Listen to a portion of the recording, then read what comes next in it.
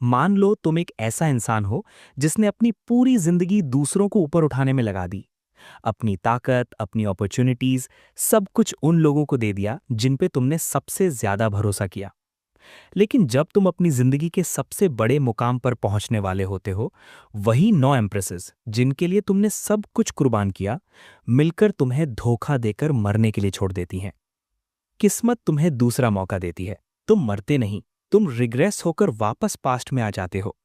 और सिर्फ तुम ही नहीं, वो 9 की 9 एम्प्रेसेस भी अपनी यादों के साथ उसी पास्ट में लौट आती हैं। लेकिन इस बार कहानी बचने की नहीं है। इस बार सवाल सिर्फ एक है, मेरी मदद के बिना तुम लोग कितनी ऊपर उठ पाओगी। चैप्टर नंबर 1 में हमें 9 हेवेंस के सबसे ऊपर मौजूद पिनिकल का सीन दिखाया जाता है। चारों तरफ फैली हरियाली, चमकती हुई पहाड़ियां और आसमान में तैरती स्पिरिचुअल एनर्जी इस जगह को बिल्कुल अलग ही लेवल पर ले जाती है। पूरा माहौल इतना शांत और खूबसूरत है कि देखकर लगता है जैसे ये जगह किसी आम इंसान के लिए बनी ही नहीं है।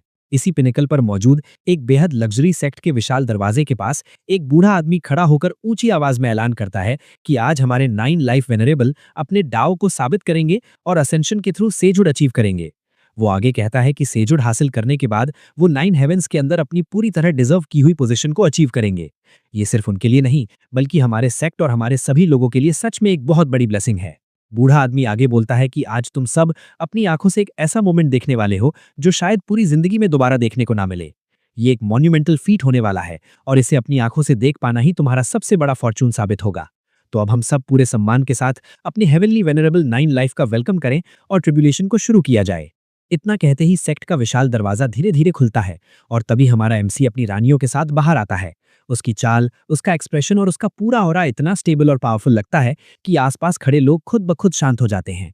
ईमानदारी से कहें तो पहली नजर में उसका टेस्ट बिल्कुल भी बुरा नहीं लगता, बल्कि उल्टा एक अलग ही दबाव महसूस होता है।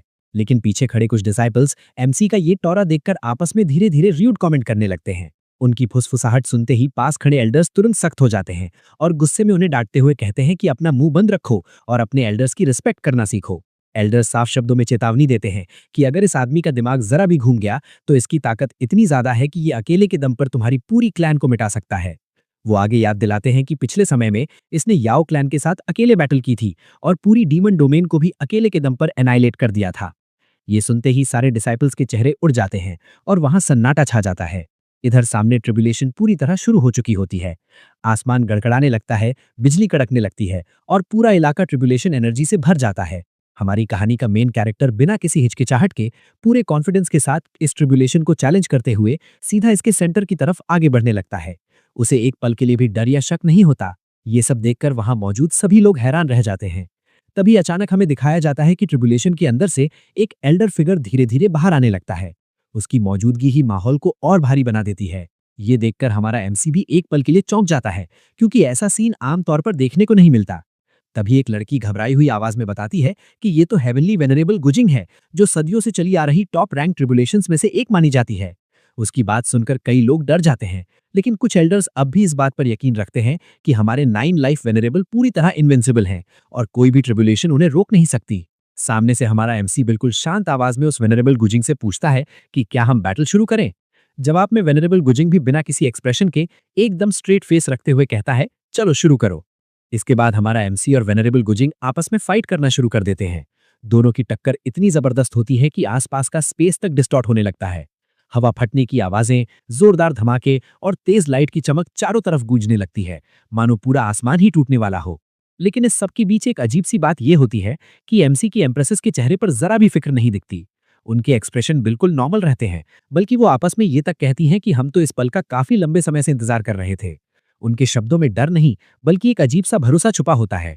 तभी सामने से वेनरेबल गुजिंग डाउ ऑफ टाइम का इस्तेमाल करता है। ये देखते ही एल्डर्स के चेहरे गंभीर हो जाते हैं और वो सबको समझाते हैं कि इस टाइम टेक्निक की वजह से वेनरेबल गुजिंग के क्लोन्स मल्टीपल टाइमलाइंस में ट्रैवल करेंगे और हमारे हेवनली वेनरेबल को हर टाइमलाइन में हंट डाउन करने की कोशिश करेंगे। एल्डर्स आगे बताते हैं कि अगर किसी भी एक टाइमलाइन के अंदर भी वेनरेबल गुजिंग एमसी को हंट डाउन करने में सक्सेसफुल हो गया तो यहाँ मौजूद एमसी की रियल बॉडी को बेहद गंभीर चोट पहुंचेगी। ये सुनते ही पूरे माहौल में टेंशन और भी ज्यादा बढ़ जाती है। इस मूव को देखते ही एमसी की एक एम्प्रेस के चेहरे पर अजीब सा एक्सप्रेशन आ जाता है और उसके अंदर से मानो एक ईविल स्मेल बाहर निकलने लगती है, जैसे उसका असली इरादा अब छुपा नहीं रह पाया हो। लेकिन सामने से हमारा एमसी अब भी पूरी तरह शांत रहता है और बड़े ही नॉर्मल अंदाज में कहता है कि ये मूव सच में काफी ज्यादा अच्छी है। फिर वो आगे बोलता है कि लेकिन इसके लिए मैं आपसे माफी मांगना चाहता हूँ, क्योंकि हर एक टाइमलाइन के अंदर मैं हमेशा से ही एक अनराइवल्ड एग्जिस्टेंस रहा हूँ, जहां मेरा कोई मुकाबला नहीं कर सका। लेकिन तभी हमें दिखाया जाता है कि वेनरेबल गुजिंग पहले ही कुछ और कर चुके होते हैं। वो बताते हैं कि वो एमसी की सारी टाइमलाइंस के अंदर उसे खत्म कर चुके हैं। वो ठंडी हंसी के साथ कहते हैं कि ये क्या, तुम तो खुद ही अपने मुंह से अपनी झूठी तारीफें किए जा रहे हो। सच तो ये है कि मैं हर एक एरा में तुम्हें पहले ही मार चुका हूं। मैंने हर टाइमलाइन में तुम्हें पूरी तरह से इनाइलेट कर दिया है और अब तुम्हारा बचना नामुमकिन है। ये सब सुनते ही एमसी को ऐसा सदमा लगता है जैसे किसी ने उसकी आत्मा पर सीधा वार कर दिया हो। उसका शरीर कांप जाता है, उसकी ताकत अचानक जवाब देने लगती है और वो बुरी तरह घायल होकर जमीन पर गिर जाता है। उसके चेहरे पर दर्द के साथ साथ कंफ्यूजन भी साफ नजर आता है, क्योंकि उसे समझ ही नहीं आता कि ये सब कब और कैसे हुआ। तभी वेनरेबल गुजिंग आगे बताते हैं कि तुम्हारी स्ट्रेंथ सच में एक्स्ट्रा ऑर्डिनरी है, इसमें कोई शक नहीं है। लेकिन बदकिस्मती से तुम्हारे शरीर के अंदर यिन यांग दाओ डिवावरिंग गू पहले ही अपनी जड़ें जमा चुका है। यही वजह है कि मैं तुम्हें हर एक टाइमलाइन में इतनी आसानी से मार पाया। फिर वो तंज भरे लहजे में पूछते हैं कि क्या तुमने इसके बारे में कभी नोटिस ही नहीं किया। ये सुनकर एमसी का दिमाग तेजी से चलने लगता है और वो हांफते हुए कहता है कि क्या यिन यांग दाओ डिवावरिंग गू ने मेरे आगे चाल चली है। उसी पल उसे सब कुछ समझ में आने लगता है। उसके चेहरे का रंग उड़ जाता है और वो धीरे धीरे अपनी एम्प्रेसेस की तरफ देखता है। वो भारी आवाज में कहता है कि अब मुझसे ये मत कहना कि तुम लोगों को इसके बारे में कुछ भी नहीं पता था। लेकिन जैसे ही वो सामने देखता है, उसे जो नजारा दिखता है वो उसकी उम्मीद से कहीं ज्यादा डरावना होता है। सारी की सारी एम्प्रेसेस उसे देखकर जोर जोर से हंसने लगती हैं, मानो उसकी हालत उनके लिए किसी मजाक से कम ना हो। हमें बताया जाता है कि ये स्पेसिफिक गू पूरी तरह गूफलेस और इंटेंजिबल होता है। इसे ना तो आसानी से महसूस किया जा सकता है और ना ही सामान्य तरीकों से पकड़ा जा सकता है। इसे सिर्फ और सिर्फ यिन यांग यूनियन के जरिए ही किसी के अंदर इम्प्लांट किया जा सकता है। सामने वेनरेबल गुजिंग के पास टाइम की पावर होती है। इसी वजह से उन्हें एमसी के बारे में हर छोटी से छोटी बात पहले से ही पता चल चुकी होती है। वो साफ शब्दों में कहते हैं कि इसका रिजल्ट तो शुरू से ही साफ था। मैं जानता हूं कि तुम एक ऐसे इंसान हो जो गहरे सेंटिमेंट्स और लॉयल्टी को बहुत मानता है। फिर वो ठंडे लहजे में आगे कहते हैं कि बस अफसोस की बात यह है कि जिन औरतों को तुमने अपनी पूरी जिंदगी दिल से प्यार किया, जिन पर तुमने आंख बंद करके भरोसा किया, उन्हीं लोगों ने आखिर में तुम्हारे खिलाफ सबसे बड़ी चाल चली।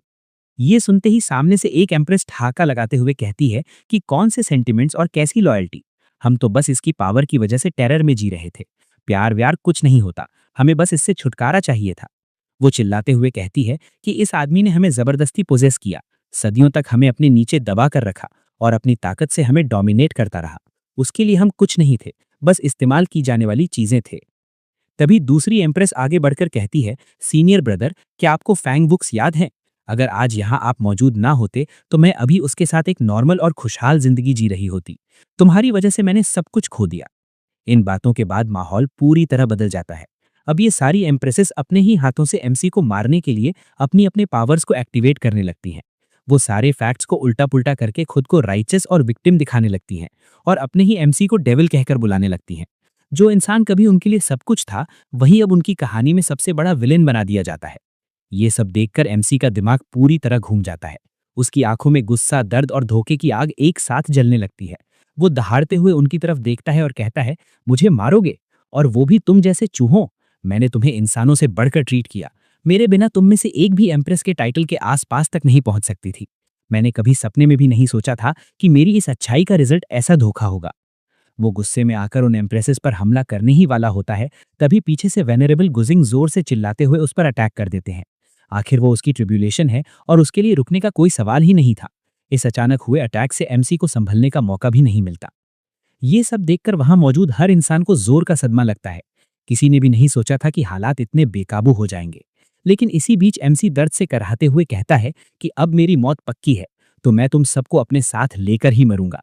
ये सुनते ही एम्प्रेसेस घबरा जाती हैं, एकदम अफरा तफरी मच जाती है और वो चिल्लाने लगती हैं कि ये अपने कल्टीवेशन बेस को डेटोनेट कर रहा है। अगर ऐसा हुआ तो ये हम सबको साथ में ही ले मरेगा। जल्दी भागो यहाँ से।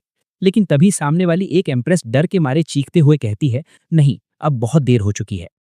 तभी सामने से रूलर ऑफ टाइम वेनरेबल गुजिंग ठंडे और बेपरवाह लहजे में बोलते हैं कि ये कितना रैचिड डिस्प्ले है फेलो डस्ट। ये लड़ाई तो मुश्किल से सेटिस्फाइंग थी, तुम्हें हराना, वो भी तब जब तुम पहले से ही जहर से भरे हुए हो, ये तो बिना ऑनर की जीत है। फिर वो एक पल रुकते हैं और आगे कहते हैं कि शायद मुझे तुम्हें एक और मौका देना चाहिए। इसके बाद हमें दिखाया जाता है कि वेनरेबल गुजिंग अपनी टाइम पावर्स का इस्तेमाल करते हैं और एमसी के साथ उसकी 8 एम्प्रेसेस को अपने टाइम वर्ल्ड पूल के अंदर खींच लेते हैं। उनके चेहरे पर हल्की सी मुस्कुराहट होती है और वो कहते हैं, चलो अगले राउंड के लिए इन्हें भी तुम्हारे साथ ही आने दो, इस बार मुझे डिसअपॉइंट मत करना। फिर हमें बताया जाता है कि heavenly venerable Gujing time and space reversal technique को पूरी तरह अनलीश कर देते हैं। इसी टेक्निक की वजह से हमारे एमसी लुई और उसकी 8 फीमेल एम्प्रेसेस की आत्माएं सीधे 50 साल पीछे यानी पास्ट में पहुंचा दी जाती हैं। अब सीन बदलता है और हमें पास्ट की दुनिया दिखाई जाती है। वहां पहुंचते ही हमारा एमसी लुई चारों तरफ देखकर काफी हैरान हो जाता है। सब कुछ जाना पहचाना होते हुए भी अलग लग रहा होता है। और ठीक उसके सामने खड़ी होती है उसकी पहली एम्प्रेस चूलिंग, जो फ्यूचर में 9 हेवन की सॉडोमैडिन बनने वाली थी, लेकिन इस समय सिर्फ एक मामूली सर्वेंट होती है। पास्ट में आने की वजह से चूलिंग का सिर बुरी तरह चकरा रहा होता है। जैसे ही उसकी नजर सामने खड़े एमसी पर पड़ती है, उसे जोर का सदमा लगता है। वो घबराकर चिल्लाती है, डेड डेविल मास्टर, वो मनी, ये कैसे हो सकता है? क्या मैं पास्ट में आ गई हूँ? क्या वो सब कुछ बस एक सपना था? उसकी ऐसी हालत और भाषा सुनकर एमसी के चेहरे पर हल्की सी मुस्कुराहट आ जाती है। लुई मन ही मन सोचता है कि इसके रिएक्शन से साफ है कि ये भी मेरे साथ पास्ट में आ चुकी है। परफेक्ट। फिर वो दिल ही दिल में हेवनली मेनेरेबल गुजिंगलो थैंक यू कहता है कि मुझे एक और मौका देने के लिए। इसके बाद लुई आराम से अपने दोनों पैरों के मोजे उतारने लगता है। ये देखकर सामने खड़ी सॉडोमेडन पूरी तरह कंफ्यूज हो जाती है कि आखिर ये कर क्या रहा है। तभी लुई हंसते हुए अपने पैर उसकी तरफ बढ़ाता है और बिल्कुल नॉर्मल अंदाज में कहता है, चल अब मेरे पैर धो। ये सुनकर सॉडोमेडन को ऐसा झटका लगता है जैसे किसी ने उसके सर पर हथौड़ा मार दिया हो। उसकी आंखें फटी रह जाती हैं और वो समझ ही नहीं पाती कि अभी अभी आखिर हुआ क्या। वो मना नहीं करती और बिना कुछ बोले सीधे एमसी के पैर धोने लगती है। बाहर से वो शांत दिखती है, लेकिन अंदर से उसके हाथ हल्के हल्के कांप रहे होते हैं। वहीं एमसी मन ही मन सोच रहा होता है कि मैं चाहूं तो अभी इसी पल इसकी पिछली हरकतों का बदला लेते हुए इसे मार सकता हूं। लेकिन फिर उसके दिमाग में एक और ख्याल आता है, कभी कभी मौत सबसे क्रूर सजा नहीं होती। अभी के टाइम पर ये मेरे लिए सिर्फ गुस्से और नफरत से भरी हुई है। अगर मैं इसे अभी मार दूं तो इसे असली दर्द की गहराई का एहसास भी नहीं होगा, इसलिए मैं इसे जिंदा रहने दूंगा। मैं ये सुनिश्चित करूंगा कि ये सरवाइव करे, सिर्फ इसलिए ताकि ये मेरे बिना जिंदगी की एब्सोल्यूट मिस्ट्री को खुद अपनी आंखों से एक्सपीरियंस करे। इतना सोचने के बाद एमसी हल्की सी ईविल स्मेल के साथ बोलता है कि इसमें से कुछ भी सपना नहीं था, हम सब सच में वापस समय में आ चुके हैं। ये सुनते ही सोड मेडन बुरी तरह से हैरान हो जाती है। उसकी आंखें फैल जाती हैं और वो शौक में चिल्ला उठती है, क्या हम सब? वो आगे कुछ बोलने ही वाली होती है कि एमसी बीच में ही उसकी बात काट देता है और ठंडे लहजे में कहता है, अब मुझसे ये मत कहना कि तुम्हें यकीन नहीं हो रहा, ये सब एकदम सही है। हेवनली वनरेबल गुजिंग की स्पेस टाइम टेक्निक हमें वापस पास्ट में ले आई है। उस दिन तुमने मुझसे जो जो शब्द कहे थे वो सब मुझे आज भी एकदम क्रिस्टल क्लियर याद है। इसके बाद भी सोड मेडन के चेहरे से घमंड कम नहीं होता। वो उल्टा जवाब देते हुए कहती है, तो अब क्या? वो मना नहीं करती और बिना कुछ बोले सीधे एमसी के पैर धोने लगती है। ये सुनते ही लुई के चेहरे पर फिर से वही ईविल स्मेल आ जाती है और वो एक शब्द में कहता है, इनफ।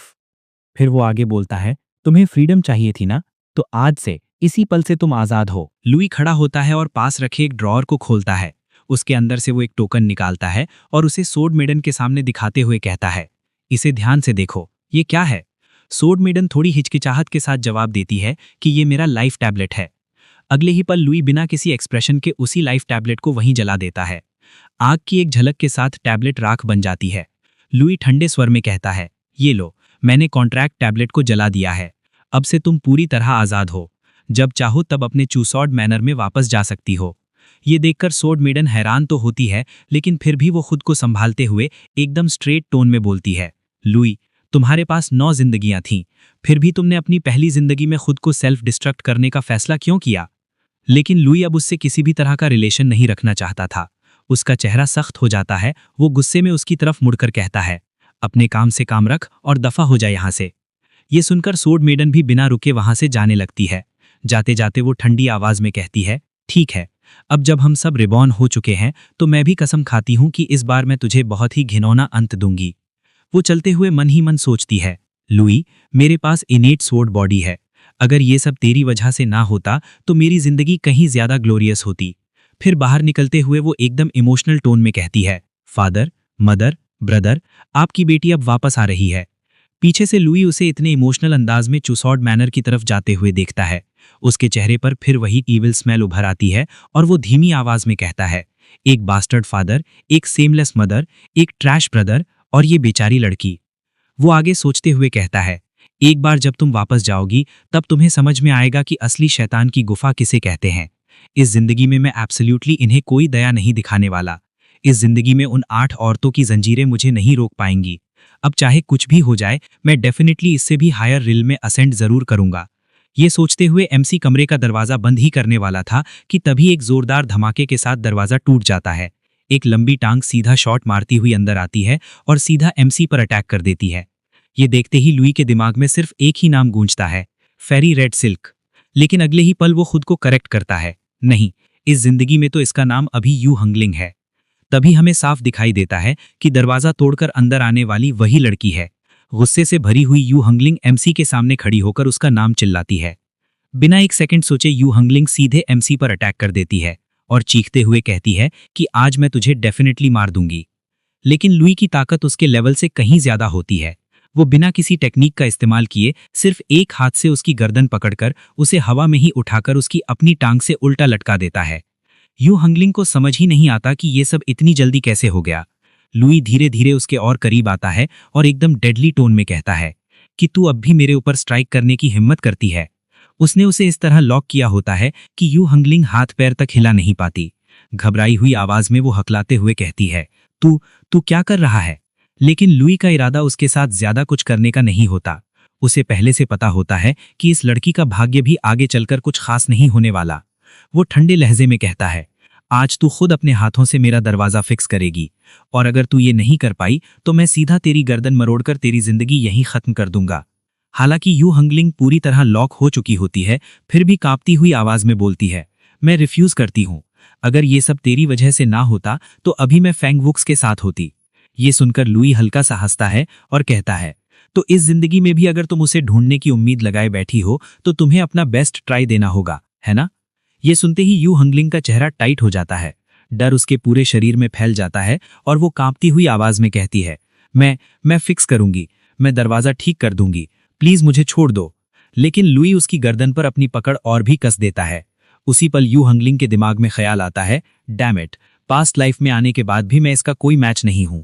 जैसे ही वो पूरी तरह हार मान लेती है, लुई उसे किसी कीड़े मकोड़े की तरह पकड़कर सीधा जमीन पर फेंक देता है। फिर सख्त आवाज में कहता है, अब काम पर लग जा और मेरे वापस आने तक अगर मुझे ये दरवाजा फिक्स नहीं मिला तो तू खत्म है। यू हंगलिंग जैसे तैसे खुद को संभाल कर खड़ी होती है। गुस्से और बेबसी में वो एमसी पर चिल्लाते हुए कहती है, लुई, कम से कम हमारी पास्ट लाइफ में हम दोनों डाओ कंपेनियंस थे, तुम मुझे इस तरह कैसे ट्रीट कर सकते हो? ये सुनकर लुई का चेहरा बिल्कुल भावहीन रहता है। वो बिना किसी इमोशन के एकदम ठंडी और डेडली टोन में जवाब देता है, वो सब पास्ट में था, इस जिंदगी में हम दोनों एक दूसरे के लिए कुछ भी नहीं है। ये सुनते ही यू हंगलिंग को भी जोर का झटका लगता है। उसके चेहरे पर गुस्सा, अपमान और बेबसी एक साथ साफ दिखने लगते हैं। उसके पास कहने के लिए कुछ नहीं बचता और सीन यहीं से चेंज हो जाता है। अब हमें एक बेहद खूबसूरत गार्डन एरिया दिखाया जाता है। चारों तरफ रंग बिरंगे फूल, शांत माहौल और हल्की स्पिरिचुअल एनर्जी फैली हुई होती है। इसी गार्डन में लुई चलते हुए आ जाता है। यहाँ एक बेहद एंजेलिक और खूबसूरत औरत गार्डन की देखभाल कर रही होती है। यह और कोई नहीं बल्कि बाई कुओलांग होती है। जैसे ही लुई इस जगह पर कदम रखता है, बाई कुओलांग उसे तुरंत सेंस कर लेती है। वो सामने देखती है और लुई भी बिना देर किए उसे अपना मास्टर कहते हुए आदर के साथ ग्रीट करता है। लेकिन लुई को सामने देखकर बाई कुओलांग का एक्सप्रेशन अचानक बदल जाता है। वो हैरानी के साथ सीधा सवाल दाग देती है कि तुम्हारे पास अब सिर्फ एक ही जिंदगी क्यों बची है? अपने मास्टर के ऐसे सीधे सवाल से लुई थोड़ी देर के लिए हिचकिचा जाता है। वो हल्का सा सिर खुजाते हुए कहता है कि आपके इस डिसाइपल के स्किल में थोड़ी कमी रह गई थी। एक कल्टीवेशन सेशन के दौरान अपने ब्रेक थ्रू को फोर्स करने के लिए मैंने अपनी 9 जिंदगियों को एक ही लाइफ में मर्ज कर दिया। इसी वजह से अब मेरे पास सिर्फ एक ही जिंदगी बची है। ये सुनते ही बाई कुओलांग का गुस्सा साफ नजर आने लगता है। वो सख्त नजरों से लुई को देखते हुए कहती है कि मैंने केओसियन पावर को सप्रेस करने का एक तरीका ढूंढ लिया है। इसीलिए हमारी पास्ट लाइफ में जो भी इवेंट्स हुए हैं उन्हें सिर्फ एक सपना समझकर भूल जाओ। हम किसी भी हालत में ऐसी चीजों को दोबारा होने नहीं देंगे। वो और सख्त आवाज में आगे कहती है कि अगर ऐसे घटिया और ट्रेटरस ख्याल तुम्हारे दिमाग में दोबारा आए तो मैं इस सेक्ट से तुम्हारा नामो निशान मिटाने में एक पल भी नहीं हिचकिचाऊंगी। इस पर लुई बिल्कुल शांत और स्ट्रेट एक्सप्रेशन के साथ जवाब देता है कि ये डिसाइपल आपके सपनों को अपने दिल में कार्व करके रखेगा। बाहर से वो पूरी तरह आज्ञाकारी दिखता है, लेकिन अंदर ही अंदर वो हल्की हंसी के साथ सोच रहा होता है, क्या तुम्हें सच में लगता है कि तुमने कोई तरीका ढूंढ लिया है? अगर मैंने खुद उसके ओशियन पॉइजन को अपनी बॉडी के अंदर ट्रांसफर ना किया होता, तो क्या तुम्हें लगता है कि तुम एक टियान एम्प्रेस के तौर पर कभी असेंड भी कर पाती? यहीं पर हमें साफ इशारा मिलता है कि बाई कुओलांग भी पास्ट में एमसी की एक एम्प्रेस रह चुकी है, जो इस टाइमलाइन में उसकी मास्टर बनकर सामने आई है। इसके बाद सीन एक बार फिर बदल जाता है। अब एमसी एक पहाड़ी की चोटी पर अकेला बैठा होता है। सामने फैला आसमान और नीचे की दुनिया को देखते हुए वो खुद से कहता है कि नहीं, मेरा कल्टीवेशन बेस भी वापस गिरकर की कंडेंसेशन रियल्म के 5th स्टेज पर आ चुका है। लगता है कि मुझे फिर से सब कुछ जीरो से ग्राइंड करना पड़ेगा। फिर वो हल्की आवाज में बोलता है, पुराने दोस्त, क्या तुम अब भी मेरे साथ हो? इतना कहते ही उसके सामने एक सिस्टम नोटिफिकेशन खुल जाता है। स्क्रीन पर 3 ऑप्शन दिखाई देते हैं, कल्टीवेशन, रिडक्शन और इनलाइटनमेंट। उसी पल एक रोबोटिक आवाज गूंजती है, मैं यही हूं होस्ट, आपको क्या चाहिए? ये आवाज सुनते ही लुई को एक अजीब सा सुकून महसूस होता है। वो हल्की मुस्कान के साथ कहता है, थैंक गुडनेस, तुम भी मेरे साथ ही चिपक के आ गए। लेकिन रुक, क्या अब तुम्हें चलने के लिए एनर्जी की जरूरत नहीं पड़ती? तभी एक और हल्की सी डिंग साउंड के साथ आवाज आती है, अब मैं खुद हेवनली डाओ बन चुका हूं, तो मुझे एनर्जी की जरूरत ही क्या है? ये सुनकर लुई सिर हिलाते हुए कहता है, हाँ बात तो सही है, लेकिन हेवनली डाओ के तौर पर तुम कुछ ज्यादा ही रूथलेस नहीं हो गए हो? एमसी झुंझलाकर बोलता है, पूरे सदियों की सबसे खतरनाक टॉप टियर ट्रिब्यूलेशन मेरे ही सिर पर गिराना जरूरी था क्या? सामने से वही शांत लेकिन बेरहम आवाज आती है, बिल्कुल जरूरी था। आफ्टर ऑल तुम मेरे होस्ट हो, और एक होस्ट के लिए अल्टीमेट चैलेंज तैयार करना मेरी जिम्मेदारी थी। ये सुनते ही एमसी का पूरा चेहरा उतर जाता है। वो बिना इंटरेस्ट के कहता है, थैंक्स अ लॉट। फिर एक गहरी सांस लेकर खुद को संभालता है और बोलता है, चलो अब अपना कल्टीवेशन शुरू करते हैं। सिस्टम उसे पूरी तरह इग्नोर करते हुए बड़े आराम से जवाब देता है, you are welcome. 9 life undying heavenly scripture की कल्टीवेशन प्रक्रिया शुरू की जा रही है। यहीं से सीन चेंज होता है। अब हमें स्वॉर्ड मेडन की तरफ का सीन दिखाया जाता है। चूस वर्ड मैनर के बाहर का नजारा सामने आता है। लंबी लंबी सीढ़ियां और उन सीढ़ियों पर थकी हारी स्वॉर्ड मेडन कदम दर कदम ऊपर चढ़ती हुई दिखाई देती है। हर सीढ़ी उसके लिए किसी परीक्षा से कम नहीं होती, लेकिन फिर भी वो किसी तरह ऊपर तक पहुंच जाती है। आखिरकार वो हाफते हुए मैनर के सामने खड़े होकर बोलती है, फादर, मदर, मैं वापस आ गई। अपने घर के दरवाजे तक पहुंचते ही उसकी आंखें नम हो जाती हैं और दिल भावनाओं से भर जाता है। उसे लगता है कि अब सब कुछ ठीक हो जाएगा। लेकिन तभी मैनर का गार्ड उसे देखता है और बुरी तरह चौंक जाता है। वो अंदर ही अंदर सोचता है, क्या ये सच में एल्डेस्ट मिस है? ये यहाँ वापस क्यों आ गई? वो तुरंत उसके सामने आकर रास्ता रोक लेता है और कठोर आवाज में कहता है, ये भिखारी कहाँ से रेंगता हुआ ऊपर आ गया? इस चूस वर्ड मैनर में तेरे जैसे कचरे के लिए कोई जगह नहीं है, दफा हो जाए यहाँ से। गार्ड का ये रिएक्शन ऐसा लगता है मानो वो इस बच्ची को बचाने के बहाने यहाँ से भगाने की कोशिश कर रहा हो। लेकिन ये सब देखकर स्वॉर्ड मेडन पूरी तरह कंफ्यूज हो जाती है। वो घबराकर कहती है, मैं कोई भिखारी नहीं हूँ, मैं इस घर की एल्डेस्ट मिस हूँ, मेरा नाम चूलिंग है। लेकिन जब गार्ड देखता है कि वो हाथ से रोकने पर भी पीछे नहीं हट रही, तो उसका चेहरा और सख्त हो जाता है। वो तुरंत अपनी तलवार निकाल लेता है और गुस्से में चिल्लाता है, बेशर्म, ये जंगली चूहा कहाँ से आ गया? इसकी हिम्मत कैसे हुई जो एल्डेस्ट मिस का भेष बनाकर यहाँ घुसने की कोशिश कर रहा है? इसी वक्त यहाँ से निकल जा, वरना मेरी ब्लेड अगर दया नहीं दिखाए तो मुझे दोष मत देना। ये सुनते ही स्वॉर्ड मेडन अचानक आगे बढ़ती है और उसकी तलवार को अपने हाथ से पकड़ लेती है। उसकी आवाज कांप रही होती है, लेकिन आंखों में उम्मीद अब भी जिंदा होती है। वो इमोशनल टोन में कहती है, चूसी, जरा मुझे ध्यान से देखो, मेरा चेहरा देखो, मैं चूलिंग हूँ। जब मैं छोटी थी तब तुम मुझे अपनी गोद में बिठाकर खिलाते थे। तुमने मुझे कितनी बार कैंडीज दिलाई थी, याद है? लेकिन गार्ड एक पल भी नहीं रुकता। वो झटके से उसका हाथ झाड़ देता है और चिल्लाता है, तेरे अंदर चू फैमिली की कोई ब्लड लाइन नहीं है, तू वापस क्यों आई है? वो अंदर ही अंदर घबराकर सोचता है, क्या इसका दिमाग सच में खराब हो गया है या फिर ये जानबूझकर मुसीबत मोल लेने आई है? आखिरकार जैसे तैसे करके ये लड़की उस डेविल के डेन से एस्केप कर पाई थी। वहां से जिंदा निकल पाना ही किसी चमत्कार से कम नहीं था। लेकिन अब यहाँ वापस आकर क्या ये खुद को अपनी ही कब्र में फेंकने आई है? सामने स्वॉर्ड मेडन अब भी जोर जोर से चिल्लाती जा रही थी। वो दर्द और गुस्से से भरी आवाज में कहती है कि भले ही मैं चू फैमिली की बायोलॉजिकल बेटी नहीं हूं, लेकिन फादर और मदर ने मुझे हमेशा अपने ही फ्लैश एंड ब्लड की तरह ट्रीट किया है, नहीं उससे भी कहीं बेहतर तरीके से। उसकी ये बात सुनते ही पीछे खड़ा एक गार्ड अचानक सब कुछ समझ जाता है। वो घबराकर चिल्ला उठता है, ये तो सच में एल्डेस्ट मिस है, चूलिंग वापस आ गई है। ये सुनते ही सामने वाला गार्ड अंदर ही अंदर कांप जाता है। उसके दिमाग में सिर्फ एक ही ख्याल आता है, खत्म हो गया, अब सब कुछ खत्म हो गया। गार्ड की इस एक चीख के साथ ही पूरे चूस वर्ड मैनर में हलचल मच जाती है। तभी स्वर्ड मैनर का लॉर्ड, जो इस परिवार का फादर भी है, अपनी बेटी की झूठी चिंता दिखाते हुए तेजी से बाहर आ जाता है। उसके पीछे पीछे उसकी पत्नी भी चली आती है। जैसे ही वो दोनों सामने आते हैं, वो लड़की बिना एक पल गंवाए दौड़कर अपने फादर के गले लग जाती है और रोते हुए चिल्लाती है, फादर, मैं वापस आ गई हूँ। अपने फादर को गले लगाते ही उसका सारा दर्द बाहर आ जाता है और वो जोर जोर से रोने लगती है। उसकी मदर भी तुरंत झूठी फिक्र जताते हुए उसके आंसू पोंछने लगती है और पूछती है कि तू इतने समय से कहाँ थी, हमारे पास क्यों नहीं आई। इस पर चूलिंग कांपती हुई आवाज में बताती है कि मुझे ग्रेट डाओ सेक्ट ने हॉस्टेज बना लिया था। उन लोगों ने मुझे आप लोगों से कांटेक्ट करने तक नहीं दिया, लेकिन मैं चुपके से वहां से भाग आई। अब मैं वादा करती हूं कि फादर और मदर को कभी छोड़कर नहीं जाऊंगी। इसी दौरान पीछे से एक आदमी आता है। जैसे ही उसकी नजर स्वर्ड मेडन पर पड़ती है, उसके पैर वहीं लड़खड़ा जाते हैं। पास खड़ा गार्ड उसे संभाल लेता है, लेकिन वो आदमी वहीं फूट फूट कर रोने लगता है और मन ही मन सोचता है, थैंक गुडनेस, मेरी एस्केप गोट वापस आ गई, अब मैं डेफिनेटली बच जाऊंगा। यही हमें बताया जाता है कि ये आदमी चू सेफाई है, चूलिंग का एल्डर ब्रदर यानी स्वर्ड मेडन का बड़ा भाई। इसके बाद सीन चेंज होता है। चैप्टर नंबर 2 में कहानी फिर से लुई की तरफ शिफ्ट हो जाती है। लुई पूरी कंसंट्रेशन के साथ अपनी कल्टीवेशन में डूबा हुआ होता है। हमें बताया जाता है कि ये फर्स्ट हेवन है जहां ग्रेट डाओ लोकेटेड है। ये सबसे कमजोर दुनिया मानी जाती है, जिसके अंदर वर्ल्ड के कल्टीवेशन रेल्व्स को कई लेयर्स में डिवाइड किया गया है। यहाँ फ्री नेटल, पोस्ट नेटल, ची gathering, origin core, shattering, infant void, refining और डाओ इंटीग्रेशन जैसे स्टेज मौजूद हैं। अपनी पिछली जिंदगी के एक्सपीरियंस के साथ लुई लगातार 15 दिनों तक कल्टीवेशन करता है। इस दौरान वो कियाई रिफाइनिंग के 5th स्टेज से सीधे 9th लेयर तक पहुंच जाता है। इसके बाद वो बिना रुके अपनी ओरिजिन कोर फॉर्मेशन शुरू कर देता है, लेकिन तभी अचानक उसे कुछ अजीब सा महसूस होने लगता है। उसके सीने में भारीपन आता है, सांस अटकने लगती है और अगले ही पल वो खून की उल्टी कर देता है। उसे जोर जोर से खांसी आने लगती है। लुई खुद से बुदबुदाता है, ये क्या हो रहा है?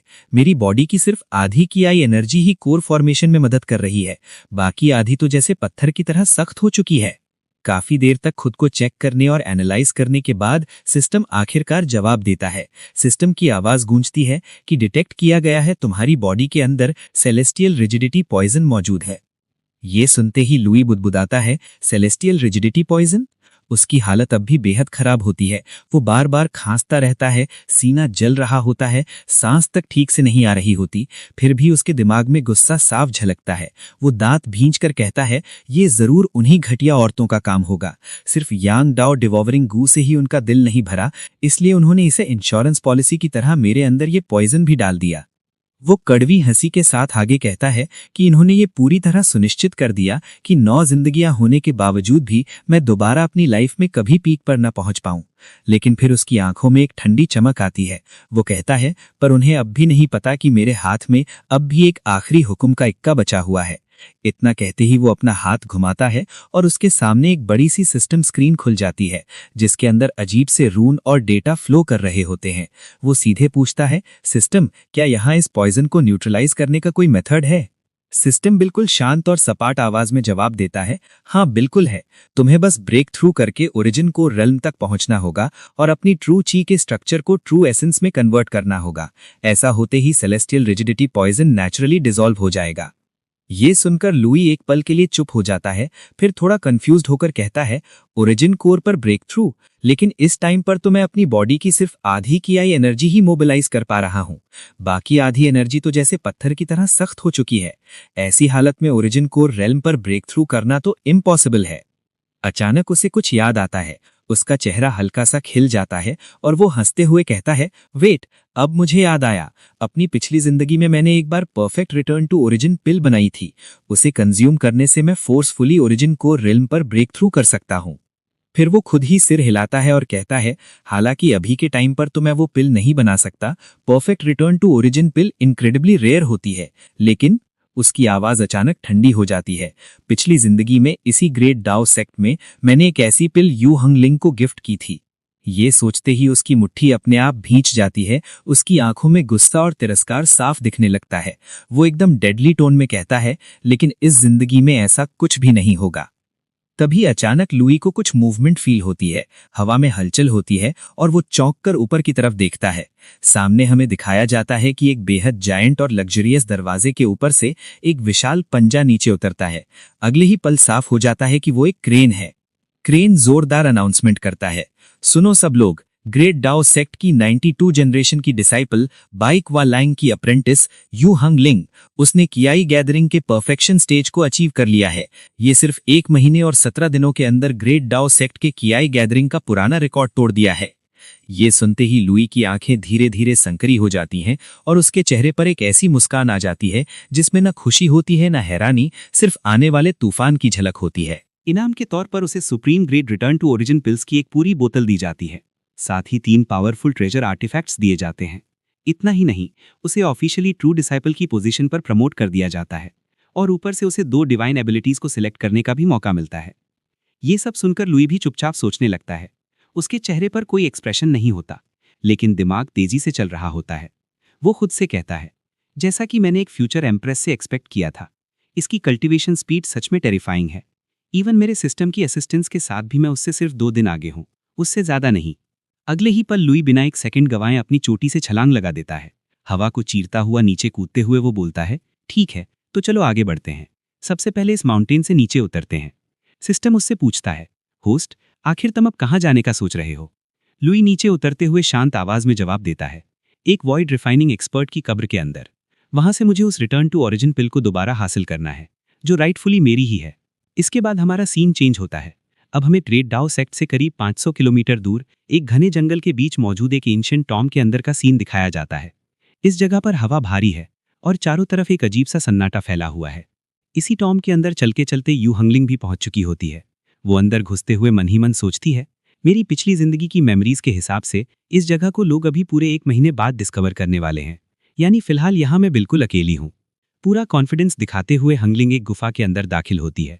वो सामने पड़े दरवाजे को खोलती है और एक सकरी गली से अंदर की तरफ आगे बढ़ने लगती है।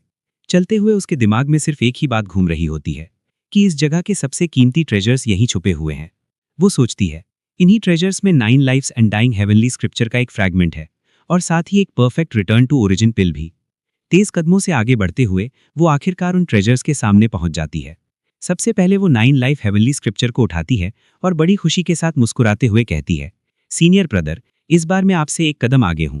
लेकिन जैसे ही वो स्क्रिप्चर को खोलकर देखती है, उसकी आंखें फटी की फटी रह जाती हैं। अगले ही पल उसका पूरा चेहरा सफेद पड़ जाता है। वो बुरी तरह शॉक में चली जाती है।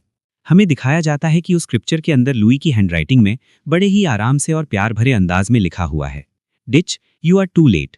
और इतना ही नहीं, उसके साथ साथ बड़ी ही शांति से बनाई गई सुनहरी ड्राइंग्स भी वहां मौजूद होती हैं। ये सब देखकर हंगलिंग की आवाज कांपने लगती है। वो हकलाते हुए बोलती है, ये। अचानक गुस्से में आकर वो उस किताब को जमीन पर पटक देती है और चिल्लाती है, Louis you son of a bitch. जैसे ही वो किताब जमीन पर गिरती है, उसी पल पूरे टॉम के अंदर दर्जनों येलो कलर की गोल्डन लेजर लाइट्स एक्टिवेट हो जाती हैं और चारों तरफ से उसे घेर लेती हैं। ये देखकर हंगलिंग पूरी तरह घबरा जाती है। वो ऊपर की तरफ देखते हुए जोर से चिल्लाती है, लुई मुझे यहाँ से जाने दे। लेकिन वो चाहे जितना भी चिल्लाए, उसकी आवाज सुनने वाला वहां कोई नहीं होता। टॉम पूरी तरह खामोश रहता है। इसके बाद हमारा सीन एक बार फिर चेंज होता है। अब हमें 3 दिनों बाद का सीन दिखाया जाता है। हमें दिखाया जाता है कि यू हंगलिंग बेहद गुस्से में भरी हुई सीधे एमसी के घर की तरफ आ रही है। वो बिना रुके अंदर घुसती है और लात मारकर दरवाजा तोड़ देती है। अंदर घुसते ही वो चिल्लाती है, यूए अपना पिछवाड़ा उठाकर बाहर निकल। जैसा कि हम देख सकते हैं, उसकी बॉडी पर काफी सारी चोटें और इंजरीज होती हैं। जगह जगह खरोंच और निशान दिख रहे होते हैं। हालांकि देखने से ऐसा नहीं लगता कि वो इंजरीज जानलेवा हैं, लेकिन इतना साफ है कि इन 3 दिनों में उसने काफी कुछ झेला है। इसी वजह से वो इतनी ज्यादा गुस्से में भरी हुई बिना सोचे समझे सीधा यहाँ घुस आई थी। वैसे भी इस सीरीज में ज्यादातर लोगों के नाम मुझे सेम टू सेम ही लग रहे हैं, इसलिए नाम थोड़ा बदलना ज्यादा सही रहेगा। इसका असली नाम यू हंगलिंग है, लेकिन अब हम इसे गुस्सैल औरत कहेंगे। और सच बोले तो इससे परफेक्ट नाम इसके लिए हो ही नहीं सकता। ये गुस्सैल औरत सीधा एमसी का दरवाजा तोड़ते हुए अंदर घुसने की कोशिश करती है और बिना सांस लिए उस पर चिल्लाने लगती है। लेकिन तभी अचानक एक एनर्जी पाम अटैक आता है जो सीधा इसके पेट में लगता है। इसके मुंह से एक जोरदार चीख निकलती है और उसका शरीर हवा में उछलते हुए दूर जा गिरता है। वो फिसलते हुए सीधा एमसी के घर के आंगन में आकर जमीन से टकराती है। वो दर्द से कराहते हुए दांत पीसती है और आह ऊह की आवाजें निकालने लगती है। तभी सामने से एक शांत लेकिन ठंडी आवाज आती है, क्या तेरी माँ ने कभी ये नहीं सिखाया कि किसी के घर में घुसने से पहले दरवाजा खटखटाया जाता है? ये सुनकर गुस्सैल औरत बुरी तरह चौंक जाती है। वो मन ही मन आग उगलते हुए सोचती है, लुई तू अब कुछ ज्यादा ही आगे जा रहा है। यहाँ तेरे सामने झुकने से पहले मैं मर जाना पसंद करूंगी। लेकिन ये सब वो सिर्फ अपने दिमाग में ही सोच सकती थी। रियलिटी में तो वो गुस्से के मारे अपने दांत और बाल ही चबा सकती थी। सच तो ये था कि इस वक्त उसे लुई की जरूरत थी, और जरूरत हो तो घमंड भी निगलना पड़ता है। इसीलिए वो किसी तरह खुद को संभालती है, खड़ी होती है और इस बार बड़े प्यार से दरवाजा खटखटाते हुए कहती है, सीनियर ब्रदर, प्लीज क्या आप दरवाजा खोल सकते हो?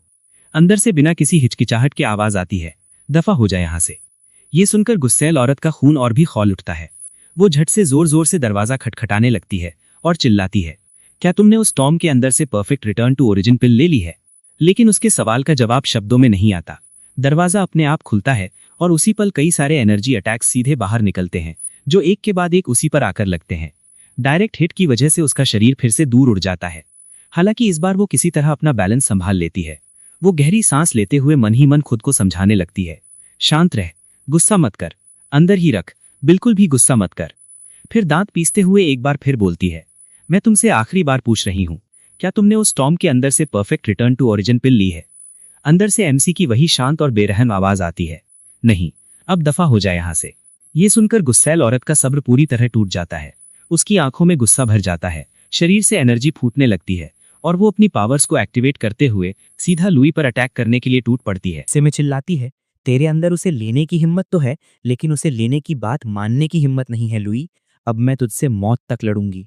लेकिन तभी उसके सामने अचानक एमसी की मास्टर आ जाती है। वो अपनी ऑरा रिलीज करती है और उसी पल हंगलिंग की सारी मूवमेंट वहीं पर लॉक हो जाती है। उसकी आवाज में गहराई और दबाव होता है जब वो कहती है, हंगलिंग शांत हो जाओ। ये सुनते ही हंगलिंग का सारा गुस्सा जैसे हवा हो जाता है। उसका चेहरा बदल जाता है और वो कांपती आवाज में कहती है, मास्टर। अगले ही पल वो सीधे घुटनों पर गिर जाती है और बच्चों की तरह फूट फूट कर रोने लगती है। वो चिल्लाते हुए कहती है, मास्टर, उसने मुझे मारा। वो सिसकियां भरते हुए बात को और भी बड़ा चढ़ाकर बताने लगती है, जैसे सारी गलती सामने वाले की ही हो। ये सब सुनने के बाद उसकी मास्टर धीरे से एमसी की तरफ मुड़ती है और सख्त आवाज में पूछती है, लुई, तुमने अपनी ही जूनियर सिस्टर पर हाथ क्यों उठाया? वैसे यहाँ एक बात क्लियर करना जरूरी है। मैंने पिछले एपिसोड में कहा था कि एमसी की ये मास्टर शायद उसकी पिछली जिंदगी में उसकी वाइफ रही होगी, लेकिन अब तक जो रिएक्शन और बिहेवियर दिखा है उससे ऐसा साफ नहीं लगता। ना तो कहानी ने अभी तक ऐसा कुछ बताया है और ना ही उसकी मास्टर के चेहरे के एक्सप्रेशंस ऐसे हैं। हाँ, इतना जरूर लगता है कि मास्टर होने के नाते उसे ये पता है कि एमसी के पास पहले 9 जिंदगियां थीं और अब सिर्फ एक ही बची है। शायद इसी वजह से वो समझ रही है कि एमसी अपनी पिछली जिंदगियों का सारा गुस्सा लेकर पास्ट में आया है। बाकी सच्चाई हमें आगे स्टोरी में खुद ही पता चल जाएगी। फिलहाल कहानी को आगे बढ़ाते हैं। जब उसकी मास्टर ये सवाल करती है तो लुई अपनी आंखें खोलता है और गुस्से में जवाब देता है, वो बिना दरवाजा खटखटाए अंदर घुस आई थी। इसके अंदर मैनर्स नाम की कोई चीज है ही नहीं।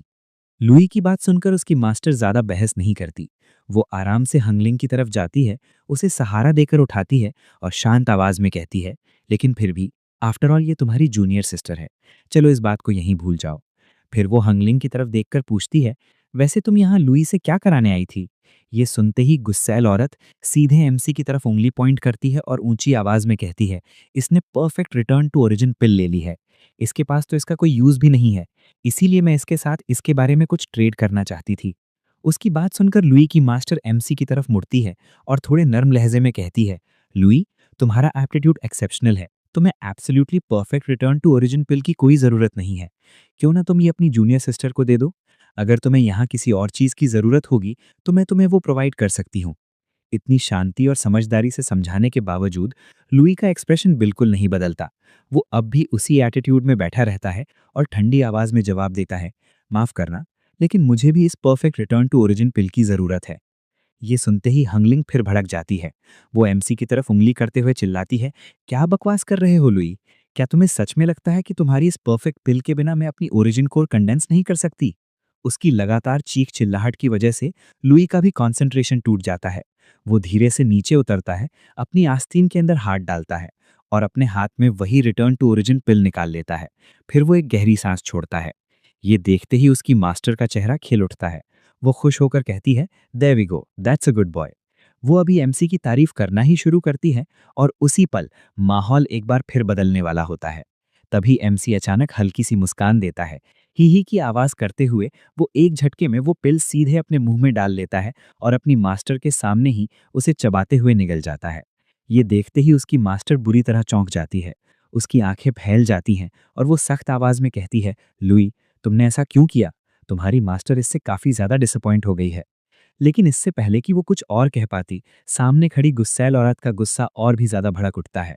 वो दांत पीसते हुए पीछे मुड़ जाती है और चिल्लाती चली जाती है, लुई, तू बस देख, मैं कैसे अपनी सीक्रेट कोर को कंडेंस करूंगी और तुझसे इस बेइज्जती का पूरा बदला लूंगी। उसकी ये खुली दुश्मनी देखकर मास्टर का चेहरा और भी भारी हो जाता है। वो गहरी सांस छोड़ते हुए कहती है, मुझे पता है कि तुम्हारे अंदर अभी भी बहुत गुस्सा भरा हुआ है, लेकिन क्या इतना एक्सट्रीम जाना सच में जरूरी था? इसी डिसअपॉइंटेड एक्सप्रेशन के साथ सीन चेंज हो जाता है।